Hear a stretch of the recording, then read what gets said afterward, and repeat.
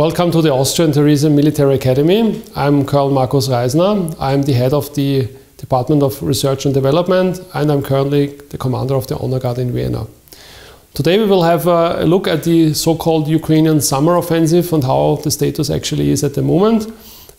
We waited for a couple of months to come up with this video because we wanted to have some kind of final results, and after 195 days we actually can have already a first assessment about the offensive. Before we start with a deep dive into the Ukrainian counteroffensive, we would like to show you two slides from our last brief at the beginning of June. The idea was to show in these slides what were the expectations referring to the Ukrainian counteroffensive. At that time, we assessed that there will be some kind of a final and decisive attack direction south in order to split the Russian occupied territory in two sections, the one in the southwest and the other one in the northeast, in combination with a further attack against the bridge over the Strait of Kerch. The strategic effect, the intended, was to force, by isolating the Russians in the southwest, the Russians to the negotiation table. We also assessed that there are different options the Ukrainians can use when they will actually start their offensive. First, also deception, so trying to force the Russians to bring reserves to the northeast of the country. Maybe also to use an amphibious landing in the south, which was later not possible because of the destruction of the Novachakova Dam. And of course, an attack against the bridge over the Strait of Kerch. Some things worked, others not. But finally, on the 4th of June, the Ukrainians started their attack along three main attack axes. One north of Tokmak and Melitopol, the other one north of Berdyansk and Mariupol, and the third one in the area of Bakhmut. The expectations were high from the offensive. The idea was that especially the equipment which was delivered from the west, so modern main battle tanks like the Leopard or the Challenger, or infantry fighting vehicles like the CV-90 or the Bradley or the Marder, will make the difference. But the first hours showed that the Russian defense line were well prepared, and these were the pictures we actually saw in the beginning of the Ukrainian operation. And it was General Zaluzhny, the commander of the Ukrainian forces, who stopped pretty much the operations because of the fact that the losses were so high. We would like to show you now a short video from the 47th Mechanized Brigade, the brigade which were spearheading the attack to the north of Tokmak and Melitopol, to give you an idea how the situation looked like when the Ukrainians tried to breach into the Russian defense lines.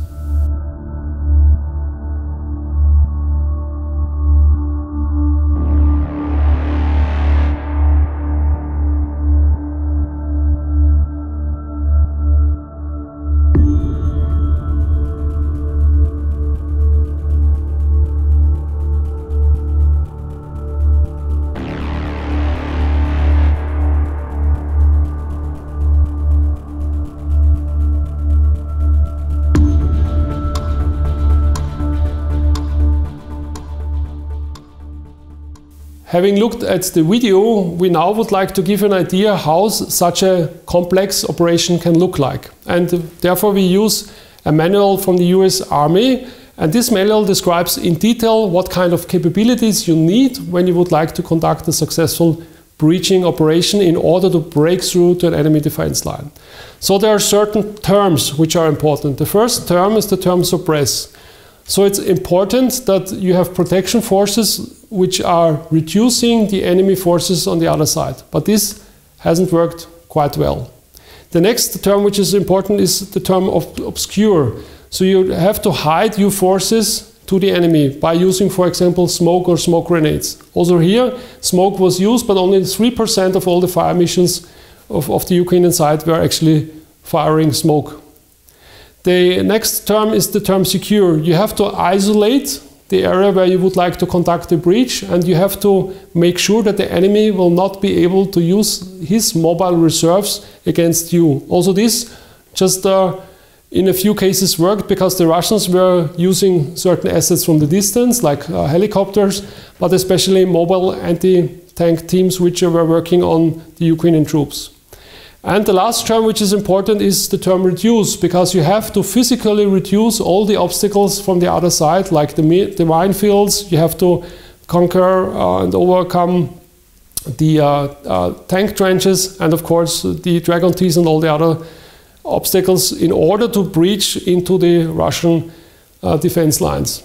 And the fact is that if you don't have all these 4 capabilities and terms fulfilled, you will be not able to attack, and this is what actually happened at the beginning of the Ukrainian offensive at 3 certain parts of along the front line.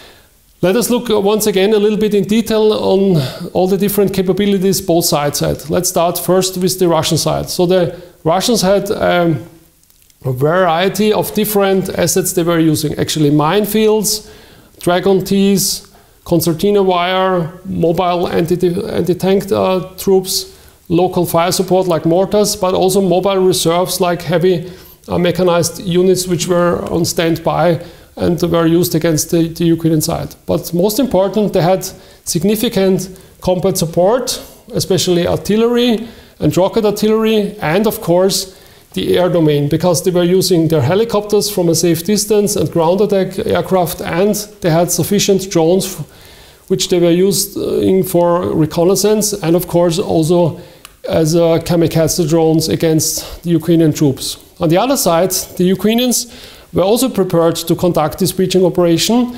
They had, of course, elements which they used to reduce the enemy obstacles. They had the breaching force consisting of main battle tanks and infantry fighting vehicles, and they also had combat support like artillery and also rocket artillery, but they were completely missing the air component. So there were no attack helicopters, no attack aircraft, and of course there were also no special weapon systems like ground-to-ground rockets like ATACMS, which were not delivered at that time. And of course the number of drones they were able to use were significantly lower than the Russian side.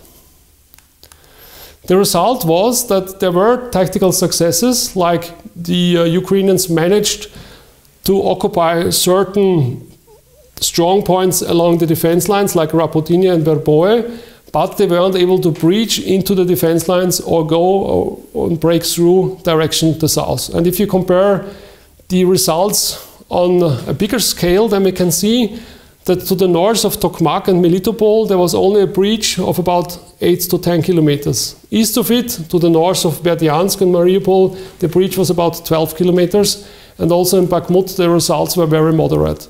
And compared to the distance from the breaching area to the Azov Sea, you can actually see that the results were very minor compared to the intended operational result and the strategic effect, which was the plan from the Ukrainian side. When we look at the defense line from the Russian side, then we can see that it was a very complex system of different defense lines. So there was a combat outpost line, which was, of course, breached by the Ukrainians. There was a defense line which even was assisted by a second defense line in depth, and there were further defense lines to the south of Rapotinia, and even the defense line around the main capitals. So what the Ukrainians managed is to break through the combat outpost line and to break into the first defense line, but the attack finally was stopped in that area. So the question is, what happened to the Ukrainian game changers? We have already discussed the role of the mechanized force, but we should not forget that significant different weapon systems were not available, either because they were not delivered or the quantity was low. So the ground-launched small diameter bomb was not available. It's still not available. It might be delivered next year. On the other side, of course, the Su-24M was adapted for the use of Storm Shadow and Scalp, but it's not a problem of the quantity of those air-to-ground weapon systems. It's the question of the quantity of the available platforms like the Su-24M to be used against the Russian side. And the third very important aspect was that the so-called brigades of the offensive, the 9 brigades which were more or less prepared by the West, plus the 3 brigades which were prepared by the Ukrainians, obviously had not the correct training status to fulfill this very complex task. I was already referring to an article in the Washington Post. The article in the Washington Post lined out in detail the problems, especially in the shaping phase of the operation. So there was a a different approach on how to conduct the operation, especially from the US side and from the Ukrainian side. While the US side emphasized that there should be one main effort, so one attack direction to the city of Tokmak and Melitopol, the Ukrainians insisted to follow actually 3 attack axes. So one in direction of Melitopol, the other one in direction of Berdyansk and Mariupol, and the third attack axis along Bakhmut. So the Russian side had the advantage that they were able to more or less fight against Ukrainian troops on 3 different parts of the front line, which, and this is the US argument, made it difficult for the Ukrainians to break through because they were not actually having all their troops at one certain point available, and in order to have the force actually to break through in direction south. After the initial stage of the Ukrainian offensive failed, General Zaluzhny ordered to switch tactics. So at the beginning of the offensive, the Ukrainians tried to attack from, and if you compare that with a chessboard, from one field to the other one. But they were trapped in a mix of Russian anti-tank weapons, Russian helicopters, minefields, and other assets. So what they did is actually to switch the tactic in a different way, and therefore we have to understand a little bit the terrain in Ukraine, which is very, very flat, and the different terrain features are split in between by tree lines. So the idea of the Ukrainians was not to attack from one field to the other one, but to follow these tree lines in between the fields and attack from one field to the other. And that brought success, but in a very, very slow motion and with high losses.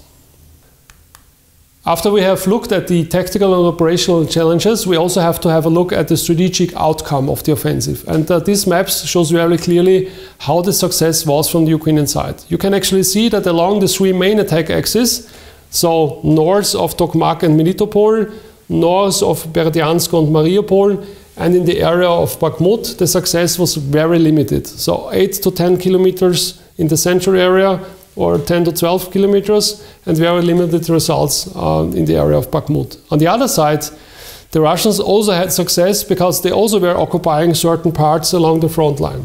But the problem is that the brigades of the offensive, the 9 brigades which were equipped by the West and the 3 brigades which were equipped by the Ukraine, those brigades of the offensive are now worn out, so they are not available anymore, and they are split along the whole front line, like the 47th Mech Brigade, which was spearheading the attack on the 4th of June and is now actually was transferred from the central area to Avdiivka because the pressure there is very high against the Ukrainian troops.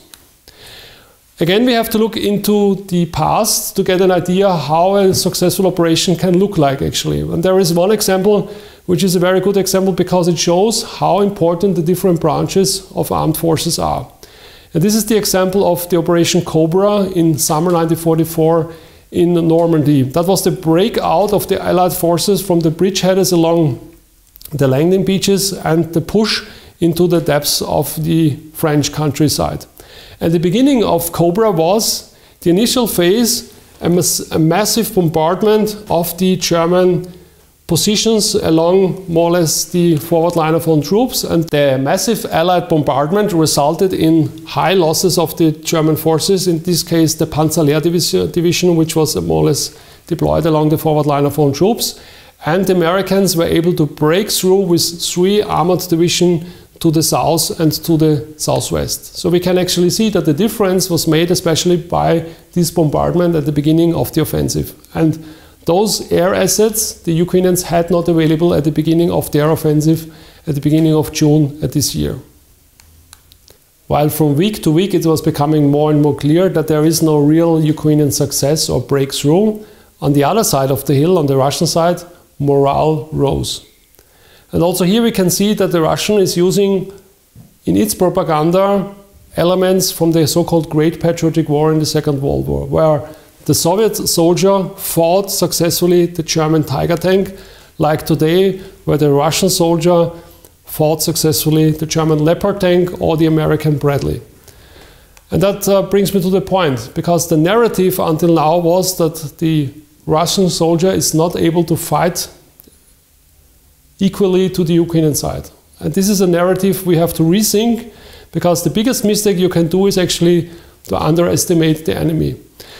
And I give you another example here from military intelligence from Great Britain, because the Brits are admitting here actually that especially the Russian air defense is quite successful, not only against the Ukrainian Air Force, but also against certain air-to-ground or ground-to-ground systems, like the HIMARS and the GMLRS rocket, or of course the Scalp and Storm Shadow missiles, which at a certain scale are shot down by the Russian side. And the Russians are adapting in a very simple and successful manner by, for example, using old bombs of a weight of 500 to 1,000 or even 1,500 kilograms, which they adapt, and from a so-called dump bomb they are able to make out an intelligence bomb, which they actually can use from a safe distance and use against the Ukrainians. As you can actually see here on this picture, where a Su-34 released 4 of these UMPK bombs. And of course it's not only those bombs which are inflicting heavy damage on the Ukrainians, but it's especially also the arsenal of the Russians when it comes to cruise missiles and ballistic rockets, because also here we have to admit that the production rate of the Russian side has increased significantly. And to give you an idea of the result of those attacks, we would like to show you a video where you can actually see the impact of those UMPK bombs against staging areas of the Ukrainian side.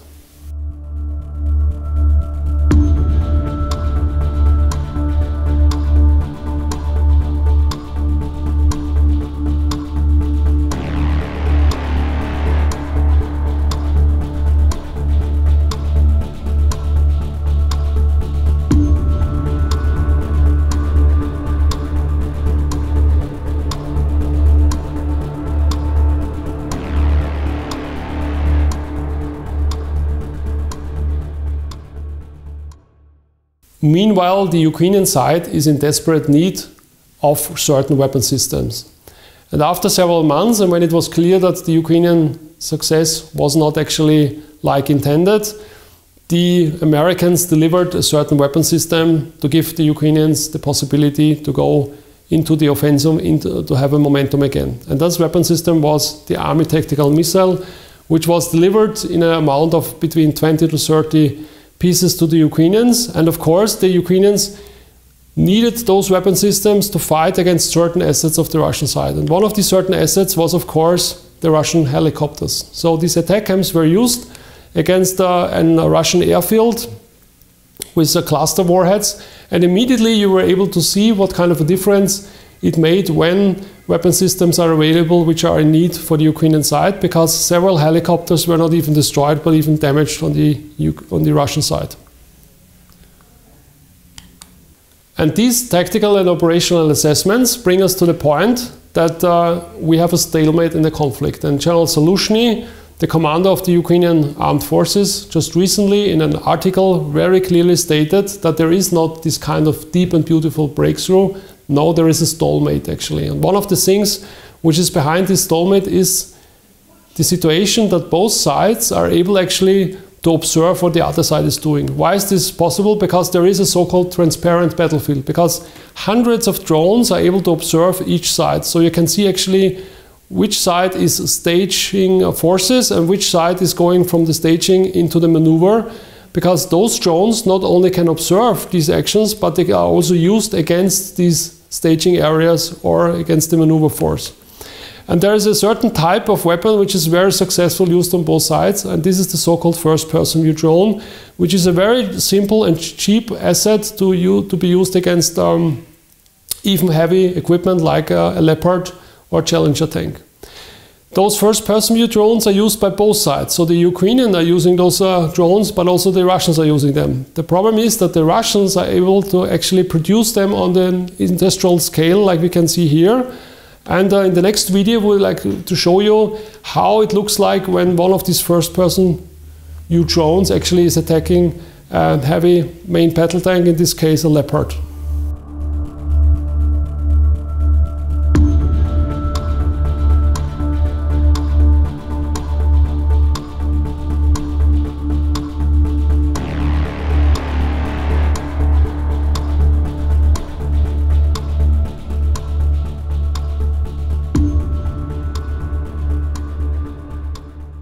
But it's not only the production of these first-person view drones which makes a difference, it's also the case that the military-industrial complex of the Russians are able to produce very capable weapon system like the so-called Lancet kamikaze drone.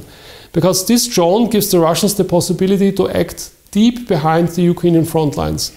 They actually use a system of hunter-killer drones. So there are hunter drones who do the reconnaissance and killer drones like the Lancet who are working on certain assets of the Ukrainian side deep behind the battlefield. We would like to give you one example which shows how tricky the situation for the Ukrainian side is, because in this video you can actually see the use of a Lancet drone against two high-value assets. One is a Su-25 ground attack aircraft and the other one is a MiG-29 fighter plane.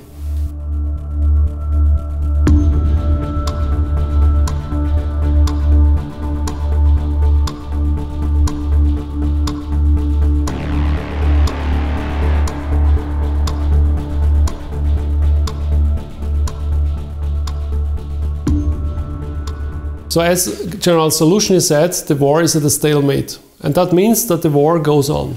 So now let us look at the front line, at these 1,200 kilometers, and let us look along the front line in detail in certain sectors what's going on there. So first of all, we can assess that, like it was in last winter, the Russians try to force the Ukrainians to use their tactical and operational reserves along the whole front line.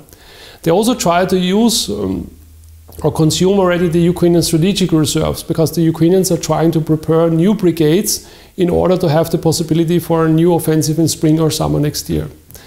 So let us start at the northeast of the front line. In the area of Kupiansk and Svatove, we can see increased Russian attacks in order to press the Ukrainians from the front line direction west behind the so-called Oskol River. In the area of Bakhmut, the Ukrainians lost all the terrain they won at the beginning of the offensive, to the north of Bakhmut at Kromovo and to the south at Klishevka. To the south of it, the Russians were suffering high losses. The Russians tried already several times to encircle Avdiivka, but heavy losses were inflicted from the Ukrainian side on the Russian side. Nevertheless, the Russians managed to capture pretty much Marinka, and of course they also increased their attacks along the Ugledar-Urozhaine part of the front line, and in Urozhaine, which was one of the main axis of attacks of the Ukrainians, the Russians were not even able to stabilize the front line, but they also were able to advance at least a couple of hundred meters. To the west and in the south, the situation is a little bit similar. In Rapotinie, also the Russians were able to stabilize the front line and go into the attack and occupied certain terrain, which was actually occupied before or liberated by the Ukrainian side.